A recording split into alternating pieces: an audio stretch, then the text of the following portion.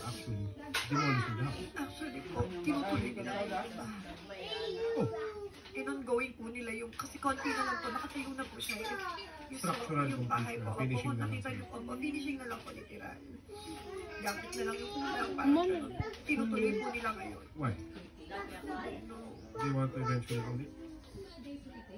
Hindi po alam, tinutuloy po nila. Kaya din po may mga chismis po na kumakalat doon na hindi naman po kami talaga naghiwalay kasi bakit tuloy-tuloy yung gawa ng bahay. Pero you're here now ready to say na naghiwalay na tayo. Legally po, hindi pa, pero... Pero I mean, all intents and purposes, relationship is done. Yes, relationship is done. Wala nang balikan. If that's the case, and kino-continue nila yung bahay. Just continue po ng matiwasay. I'm very sorry po, I'm very sorry. Kung ano man po yung magiging desisyon nyo, tatanggapin ko po. With all due respect. Maraming salamat po, Mama, Papa, Ate. Salamat po naitulog niyo po sa akin.